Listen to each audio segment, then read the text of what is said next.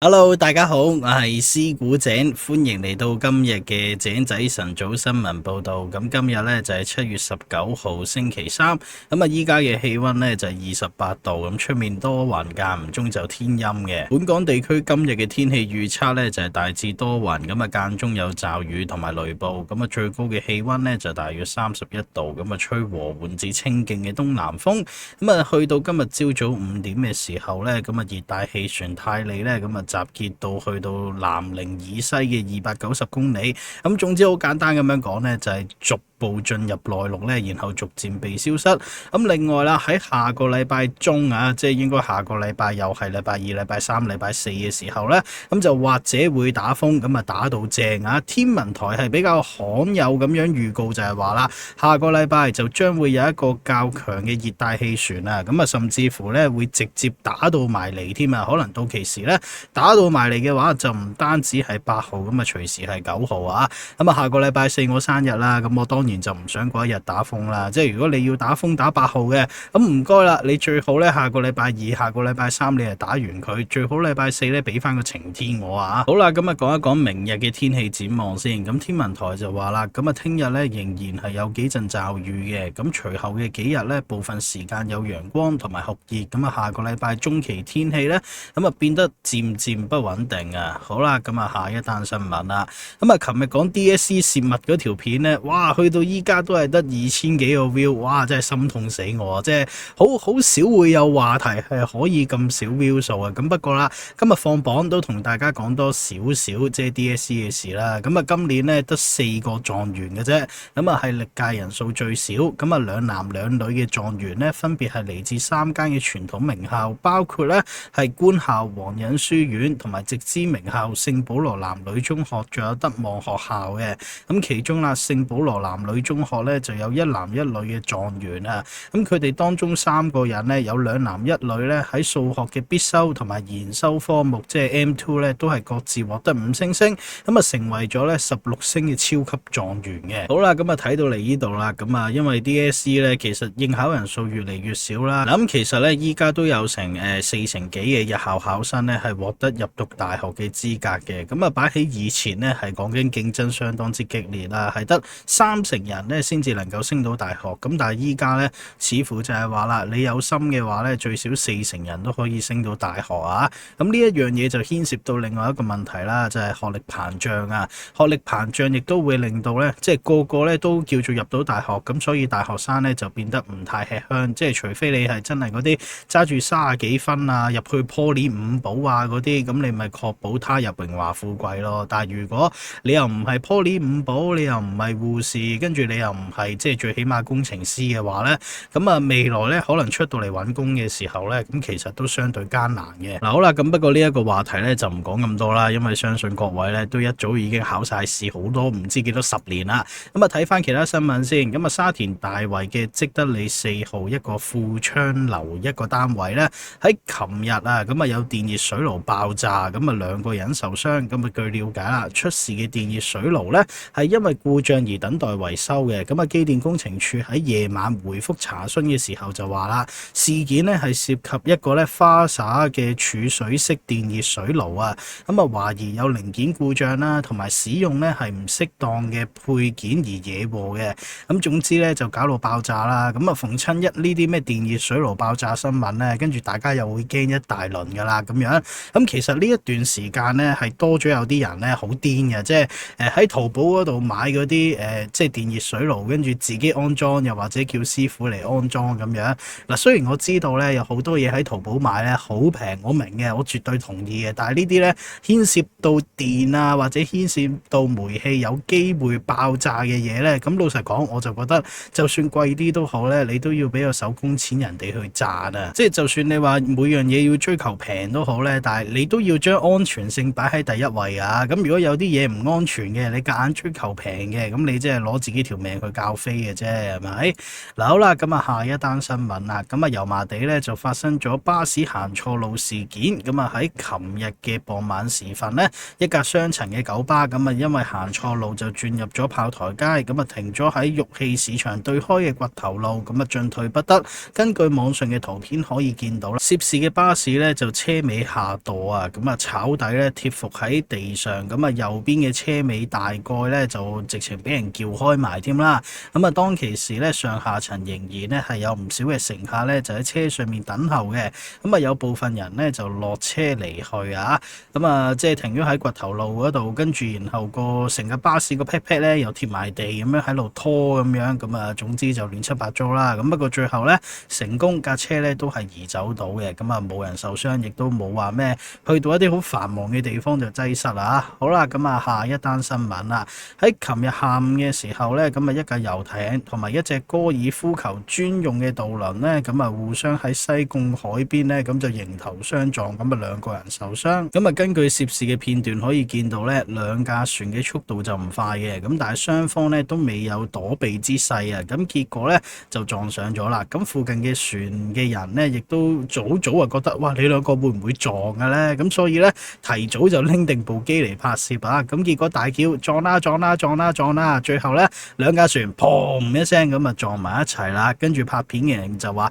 都話撞噶啦咁樣。咁啊好彩，雖然有人受傷，咁但係咧都唔係話有啲乜嘢太嚴重嘅狀況啊。咁但係啦，喂你話架船刮花咗喎，咁之後點樣執點樣整咧？咁呢度撞一撞咧，隨時係10幾萬噶啦，因為遊艇呢啲咧，普通人咧係絕對玩唔起嘅。好啦，咁啊下一單新聞啦，咁啊關於蔡天鳳啊，咁佢嘅前夫鄺港智咧，咁就喺2016年就偷金鏈、偷金粒等等嘅多項物件啦。咁案件呢，就喺琴日喺區域法院嗰度再訊啊，咁控方呢，就申請撤回其中一項嘅盜竊罪，並且咧就加控一項呢不依期歸押罪啊，咁啊獲得法官嘅批准。咁啊辯方呢，就冇申請保釋嘅，因為申請都冇用啊。我當你嗰啲盜竊罪申請到都好，你仲有蔡天鳳事件嗰度，即係講緊佢係要全部嘢一齊能夠申請到保釋，佢先至有得走嘅。咁所以唔使諗啦，係咪先？咁啊關於咧佢偷金粒嗰一方面咧，就將會押後去到9月19號再訊嘅。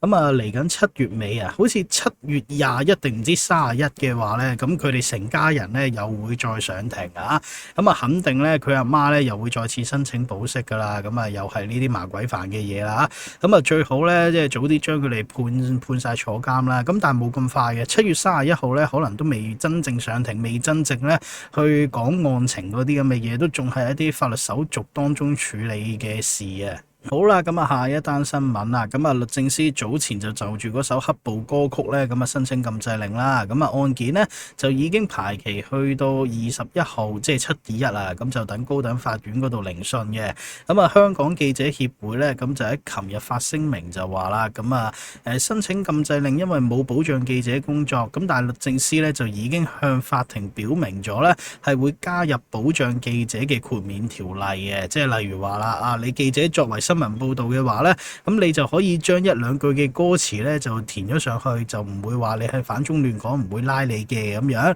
咁所以咧，記協咧就唔會再去申請即係話反對呢一首歌噶啦，因為有豁免條款。咁現階段仲有啲乜嘢人係申請緊就係話反對律政司呢一樣嘢咧？冇記錯嘅話就係身在獄中嘅鄒幸彤。咁啊過多2日之後啦，7/21咁啊，相信咧好多嘅法庭嘢要去慢慢搞啊。好啦，咁啊下一單新聞啦，咁啊一名女警咧喺荃灣嘅伊昂超市購物嘅時候咧，咁就將仲未俾錢嘅牛扒、羊扒700蚊嘅貨物咧，咁就擺咗入購物袋入面啊，咁啊隨後咧就淨係俾咗3支食油嘅錢就離開，咁佢咧就否認盜竊控罪嘅，咁啊辯稱就話啦，當其時咧因為要面對去爭個仔嘅撫養權同埋咧係應付督察升級試等等嘅壓力，咁所以咧就未有懷疑袋中嘅貨物咧就仲未付款，咁啊裁判官就認為啦，佢嘅做法咧係惹人懷疑啊，咁所以咧就唔接納佢嘅辯解。咁啊早前咧就已經裁定咗佢咧盜竊罪成噶啦，咁就喺琴日咧喺西九龍裁判法院咁啊判咗佢咧社會服務令160個小時嘅。咁啊相信呢一名嘅女督察咧好大機會都會俾人革扯噶啦。咁雖然咧就冇判監，咁但係入咗社會服務令嘅話咧都好似係叫做有案底啊。咁所以咧究竟佢仲做唔做到警察咧？呢一個係一個大問號嚟嘅。好啦，咁啊下一單新聞啦，咁啊關於咧嗰個中年好聲音參賽者林俊逸啊，即係嗰個中年好聲音100強咧，咁啊走去鹹豬手啲男仔啦，咁啊呢一個人咧就已經遭到還押，咁啊去到9月嘅時候咧，咁啊再提訊啊，咁啊呢一個人咧就慢慢坐下啦，咁啊反正坐定先啦嚇。好啦，咁啊下一單新聞啦，咁啊市建局咧咁就喺舊年年度咧咁啊錄到35億嘅虧損，咁啊喺10年來咧就首次見紅啊，咁啊令到外界關注咧，喂究竟當局有冇足夠嘅錢咧去推行討論咗好耐嘅土瓜灣13街重建計劃咧咁樣？咁佢哋嘅總裁咧就喺琴日表示啦，咁其實10年前就已經研究緊，咁但係咧冇儲備啊，咁所以咧總之咧就一路以嚟就喺度儲緊錢，咁就話啦可能咧淨係靠自己一個做唔到，咁將來一啲重建計劃咧可能係需要私人參與咧先至能夠成事啊。咁啊其實未來樓市變成咁樣嘅時候，咁啊會唔會令到即係嗰個興建成本又低啲咧？即係將來啲樓啊，將來啲地唔值錢啊嗰啲，咁但係啦，如果重建完啲樓又唔值錢，啲地又唔值錢嘅話，咁就算你話掉錢重建咗都好，你都揾唔翻啲錢嘅。咁啊呢啲就比較複雜啦。咁同埋如果樓價跌嘅話，咁會唔會係代表咗舊區重建呢一樣嘢已經冇一個咁迫切嘅誘因喺度咧？咁啊係啦，呢啲咧就交俾嗰啲高級人士慢慢去策劃啦。好啦，咁啊下一單新聞啦，咁啊關於鯨魚事件啦，咁啊漁農署作翻個報告就話啦，咁其實咧之後咧都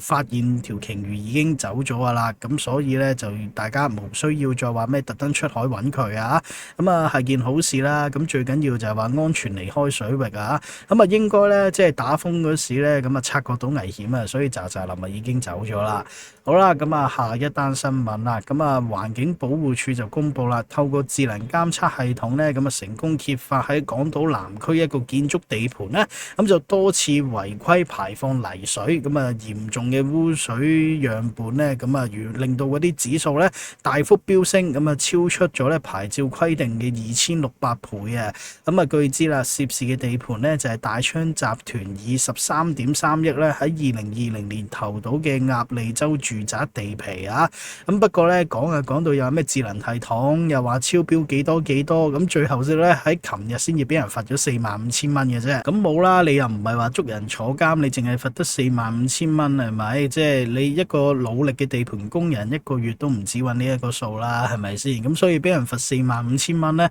完全咧不痛不癢啊！好啦，咁啊下一單新聞啦，咁啊衛生防護中心咧就喺琴日公布退伍軍人病個案嘅最新數字啊！咁啊喺過去嘅一個禮拜啦，咁啊錄得6宗嘅退伍軍人病嘅情報個案，咁啊6個人呢都係長期病患者嚟嘅，年齡呢就介乎58去到89歲，咁啊當中呢有5宗係屬於社區感染嘅個案啊，咁其中啦有一個患有長期病患者嘅89歲男病人呢，咁就住喺大埔嘅富雅花園第3座，咁啊並且呢喺7月13號呢就已經去世噶啦。好啦，咁啊下一單新聞啦，咁啊喺2020年嘅7月呢，3名男子咁就喺屯門呢同2名女子兜搭，並且呢去約人哋飲酒被拒，咁啊遭到呢其中一名女子嘅男朋友咁啊吹雞叫埋佢啲朋友呢就去襲擊另外嗰幾名嘅男子，即係話啦，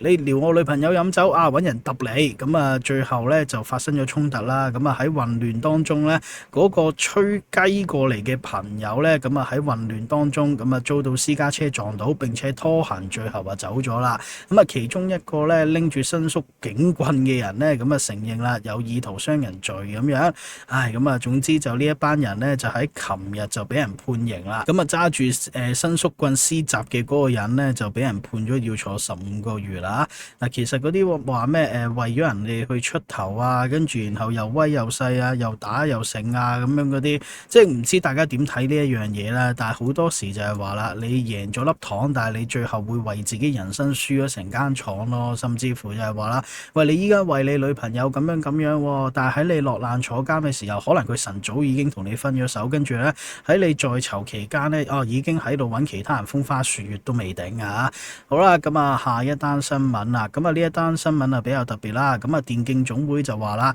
有香港選手嘅遊戲 ID 咧就含有敏感字眼啊，咁啊已經將呢一個人禁賽咗3年。咁啊包括咧喺9月嘅杭州亞運咧，佢都冇得玩嘅。咁啊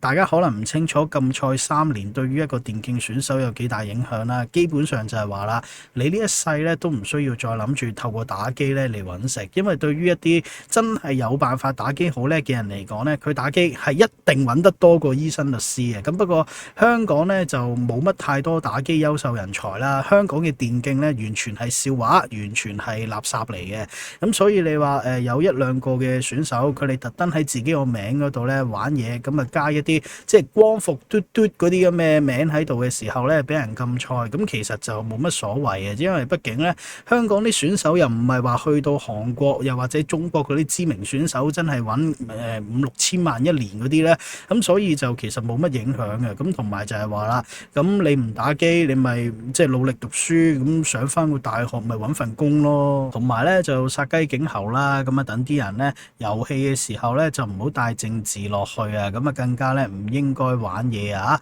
嗱好啦，咁啊下一單新聞啦，咁啊台灣一對夫婦咧，咁就涉嫌喺2000年咧，咁就喺香港成立信託有限公司，咁啊對外咧就揚稱係一間咧即係歐洲日內瓦集團嘅公司咁樣，咁最後咧就拎住個殼拎住個朵咧，咁啊去行騙啦，咁啊原來咧吸咗金咧超過40億嘅新台幣啊，咁啊超過4000人俾人呃，咁啊兩個人咧就喺2001年10月咧就離開咗台灣潛逃，咁啊流亡咗20多年啦。咁啊台灣警方咧就喺上個月就同埋泰國警方合作，咁啊喺曼谷咧成功係將呢兩夫婦咧就拘捕咗，咁啊並且咧喺琴日咁啊從曼谷咧就搭飛機翻嚟台灣咧，咁啊將佢哋送過去嘅，咁啊兩個人咧就需要面對司法嘅審判啊。咁啊呢啲即係呃咗人咁多年啊，抵死啦。好啦，咁啊下一單新聞啦，咁啊個人資料私隱專員公署咧就喺琴日喺新界咧拘捕咗一個咧就違例起底罪嘅47歲男子。咁公署就話啦，被捕人咧喺2021年尾至到2023年初咧，咁就被事主多次咧去借錢。咁啊兩個人咧其後就住究竟你係咪還晒條數咧，咁啊發生爭執嘅。咁啊被捕人咧就喺2023年嘅1月至到3月咧就喺社交平台咧咁啊公開咗人哋嗰啲個人資料，咁最後咧就俾人拉咗，即係講緊咧個債主咧就俾人拉咗，個債仔係惡啦，係咪咁啊？你擺個資料上去啊，正啊！依家咧報埋警，咁你等住俾人拉啦，俾人拉咗錢都唔 Q 還添啊！即係我講下咁講啦，所以點解我成日都同大家強調咧？喂，千祈咧依家唔好當個人資料私隱專員公署臭四啊！人哋真係會拉人噶。好啦，咁啊下一單新聞啊，咁啊喺今日嘅朝早7點啊，咁啊喺馬鞍山嘅新手助人協會嘅一個養老院嗰度咧，咁啊2樓一個房間咧就冒煙起火，咁啊職員咧就即時撲火，咁啊消防員咧亦都趕至現場咧將火救熄。咁啊原來當其時咧火勢都幾大嘅，咁啊有個婆婆就被燒傷，咁啊其他嘅院友咧就疏散去到大廳。咁受傷嘅婆婆咧係輕微被燒傷嘅啫，咁不過都需要送院處理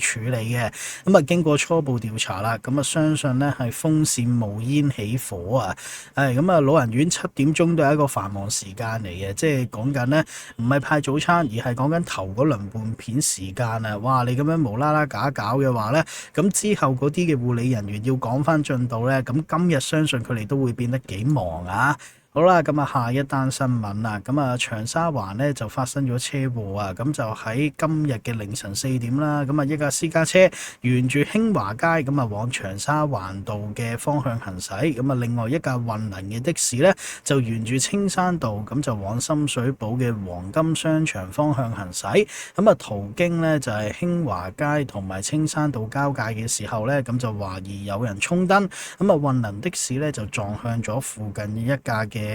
中型貨車嘅車尾，咁啊的士司機咧就受輕傷送院，咁啊私家車咧就撞向另外一個的士嘅車尾，咁啊繼而翻側啊，咁啊鏟上咗行人路嘅鋪頭之後先至停低，咁啊店鋪咧就並無損傷嘅，咁啊警方咧就正在調查車禍嘅原因。好啦，咁啊下一單新聞啦，咁啊喺今日凌晨時分呢，咁啊香港警方咧就舉行咗代號叫做紫炎嘅反恐演習啊，咁啊模擬咧喺香港大會堂入面咧，咁就有恐怖分子就傷人啦，咁最後咧，哇究竟啲飛虎隊點樣去制服人啊？咁啊最後咧成個過程咧就有200人係參與嘅，咁啊呢啲就努力啲啦，咁不過我都覺得咧，即係香港都唔會再喺物理上有啲乜嘢亂噶啦，即係剩翻嘅就係一啲陰陽怪氣嘅軟對抗啊，咁對於呢啲軟對抗，就算你有幾多飛機大炮都冇用啦，即係就算人哋喺你面前啊，你都吹佢唔脹添啦，係咪先？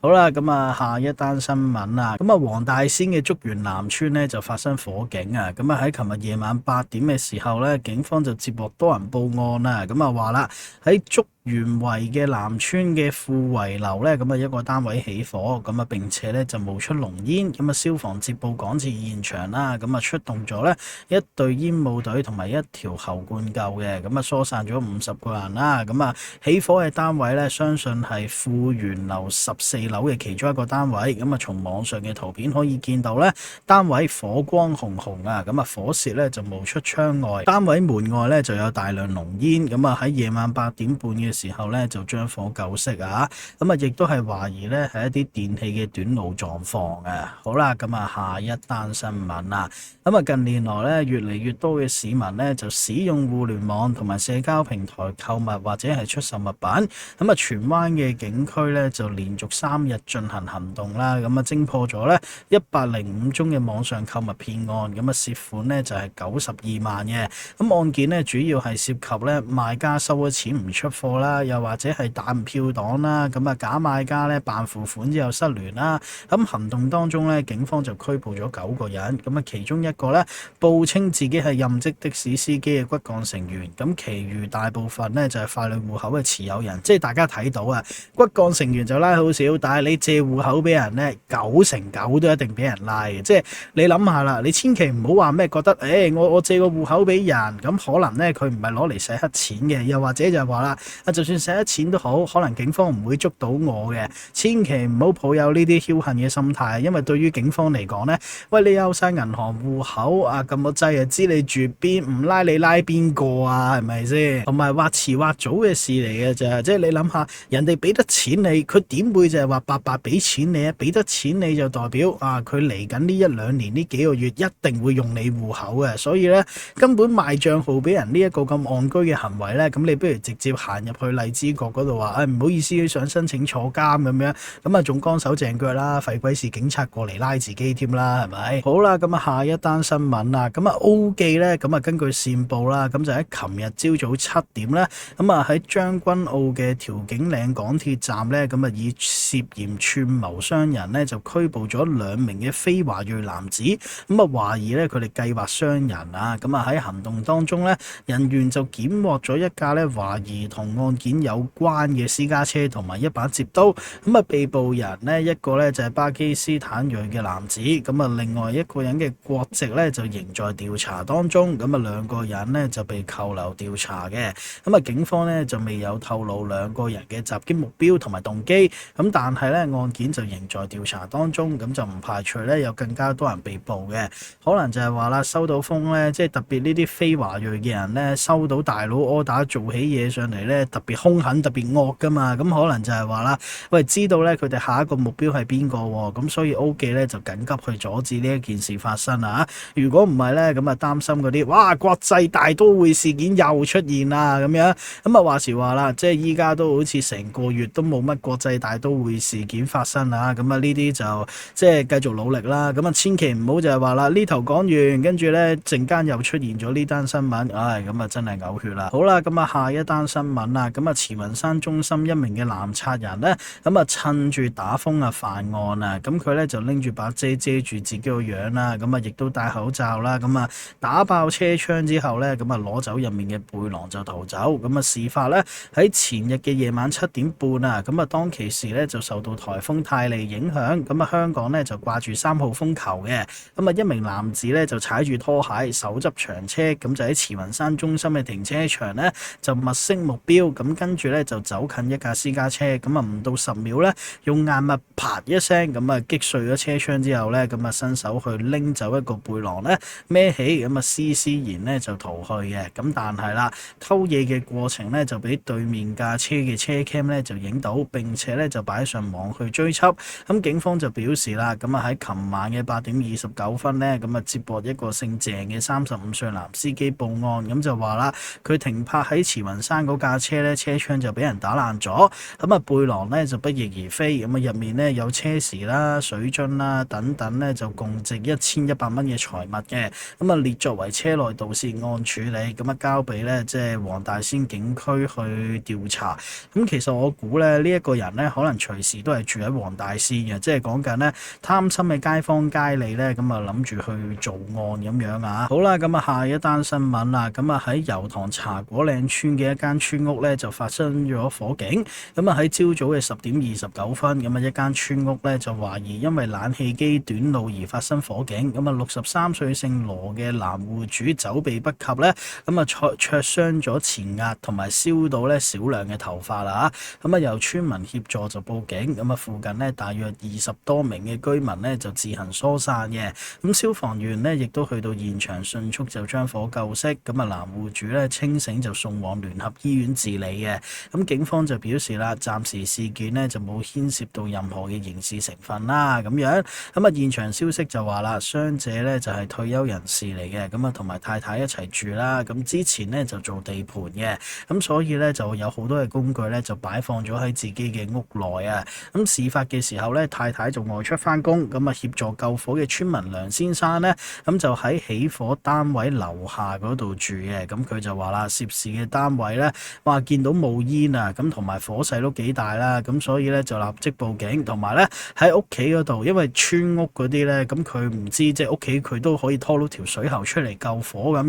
樣，好彩呢最後就冇咩事嘅，因為附近呢住咗唔少嘅長者住戶啊，如果呢真係咁樣着火嘅話呢，不堪設想嘅。嗱好啦，下一單新聞啊，喺琴日朝早8點40分，取消晒所有熱帶氣旋警告之後呢，但係啦個風嘅外圍雨帶呢，仍然係帶來狂風驟雨同埋雷暴嘅，所以呢，喺琴日就算冇風球嘅時候呢，香港都係有多處嘅冧樹報告啊，其中啦喺港島嘅薄扶林道瑪麗醫院後門嘅車路呢，就有一棵大約10米高嘅樹冧咗，車路呢就一度封閉，消防員呢就接報到場呢，就將樹鋸開，車路呢就回復正常嘅。好啦，下一單新聞啊，喺琴日嘅朝早7點58分呢，一名男子就喺將軍澳嘅馬油塘村呢，就發現佢嘅細佬就昏迷咗喺小巴上面啊，於是呢就報警，稍後呢救護車呢就到場去將61歲嘅男事主呢送往就係聯合醫院搶救，最終呢就證實不治嘅。死者嘅親友呢就喺下晝到現場錄製啦，警方呢就正在展開調查嘅。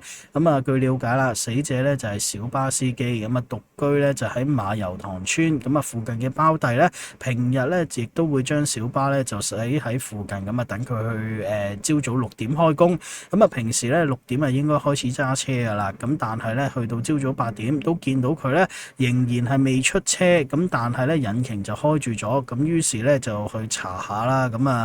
最後呢就揭發咗呢一件事嘅。消息就話啦，死者呢就並無長期病患，但係近期呢會向家人透露呢自己心口痛啊，可能因為上咗年紀啦，同埋你要即係6點幾就要去攞車嘅話呢，即係講緊你可能係5點幾已經起身噶咯喎，呢一種呢，即係叫做咁日夜顛倒咁朝早起身嘅日子呢，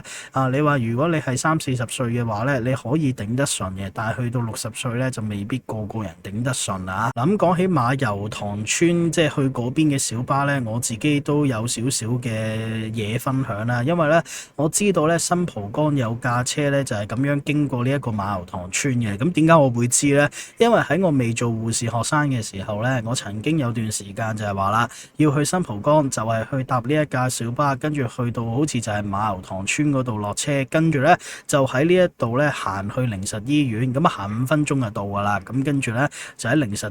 即係嗰個養老院定護老院嗰邊嗰度翻工啊。所以咧我對於馬游塘村咧我都幾有印象嘅，因為咧對於我嚟講都係一個即係前職業嘅記憶啊。好啦，咁啊同大家分享啲國際新聞先。咁啊美國嘅前總統特朗普咧咁就喺琴日表示啦，喺禮拜日咧咁啊收到特別檢察官發出嘅信件，咁就話咧佢就已經成為咗2021年嘅國會騷亂案嘅大陪審團調查嘅目標，咁啊要佢咧喺4日之內咧就向大陪審團報到，咁啊意味住咧特朗普係幾乎咧會被拘捕同埋被起訴啊！喂，咁呢啲花生咧咁啊好值得去食啦，咁啊真係過癮啦！即係如果特朗普咧唔再係話又俾保釋，喂係真係俾人上咗孖葉，跟住咧仲要去嗰啲即係我哋俗稱嘅臭格嗰度踎嘅話咧，呢一個咧就將會係世界嘅大醜聞，亦都係會美國嘅大醜聞啊！嗱咁雖然咧大家都會話啦，嘿香港都有個姓曾嘅特首坐埋監添啦，咁但係大家要知道啦，香港唔係一個國家，香港只不過係中國其中一個小地方嚟嘅啫。咁所以啦，我哋其中一個小嘅領導人犯錯坐監，咁啊同咧即係特朗普美國前總統坐監咧係絕對嘅兩回事嚟嘅。好啦，咁啊睇埋最後一單新聞啦。咁啊美國咧一艘載有核彈頭嘅戰略核潛艇咧，咁啊出現咗喺韓國嘅釜山，咁啊靠近佢哋嘅港口。咁啊呢一個咧係自1980年以來咧，咁啊美國戰略核潛艇咧係首次到訪韓國啊。咁其實依家咧有好多嘅跡象係睇到咧美國開始急啦，咁啊積極咧去拉攏翻嗰啲咧，即係佢哋原本喺亞洲嘅國家，咁啊希望咧去圍堵中國，咁啊亦都用好多嘅小動作咧去凸顯得出咧，佢哋要點樣去彰顯自己嘅地位咁樣。咁可能就係話啦，因為美國發現咧，我哋中國就喺中東咧就已經建立咗好多盟友，甚至乎有好多人咧係背美國而離去啊。咁啊依家咧諗住喺中東收復失地咧，咁啊太遲啦，咁啊冇辦法，唯有咧就繼續聯同翻日本同埋韓國咧，咁啊企圖喺呢兩個國家，咁啊企圖就係話啦，用呢兩個小國咧就去牽制住咧中國喺亞洲嘅地位，以至到喺呢一個世界嘅地位啊。所以依家咧會做好多小動作，咁啊話俾大家聽咧，美國同日韓就好 friend 咁樣嗱，咁啊呢啲就拭目以待啦。咁啊呢啲俾多幾年時間，去到2025年同埋去到2030年，到期時咧，相信大家會對於中國人呢一個身份咧就更加之自豪嘅。嗱好啦，咁啊今集節目咧就嚟到呢度啦，咁我哋就陣間再見，好係咁先，拜拜。